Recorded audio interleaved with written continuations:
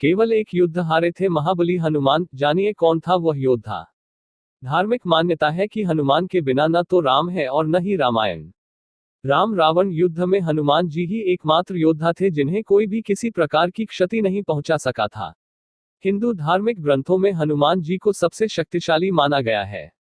धार्मिक मान्यता है कि हनुमान के बिना न तो राम है और न ही रामायण। राम रावण युद्ध में हनुमान जी ही एकमात्र योद्धा थे जिन्हें कोई भी किसी प्रकार की क्षति नहीं पहुंचा सका था।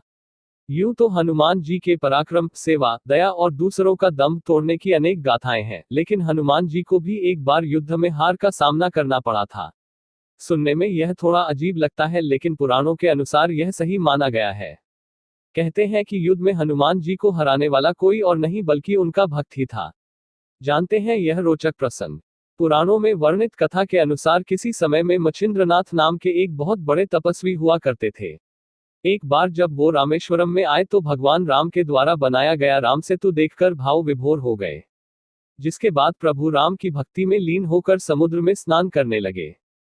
तभी वहां वानर वेश में उपस्थित हनुमान जी की नजर उस पर पड़ी। वे जानते थे कि मच्छिंद्रनाथ बहुत बड़े तपस्वी हैं, फिर भी उन्होंने मच्छिंद्रनाथ की परीक्षा लेनी चाहिए। इसलिए हनुमान जी ने अपनी लीला आरंभ की, जिससे वहां चारों ओर वर्षा होने लगी।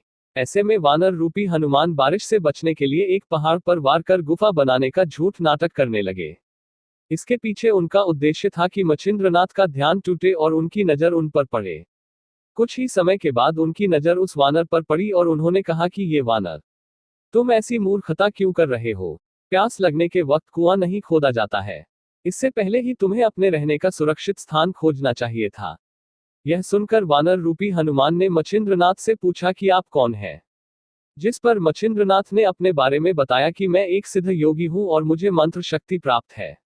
इसे सुनकर वानर रूपी हनुमान ने कहा कि वैसे तो श्रीराम और महाबली हनुमान से श्रेष्ठ योद्धा इस संसार में कोई नहीं है, लेकिन कुछ समय उनकी सेवा करने के कारण उन्होंने प्रसन्न होकर अपनी शक्ति का कुछ हिस्सा मुझे भी दिया है।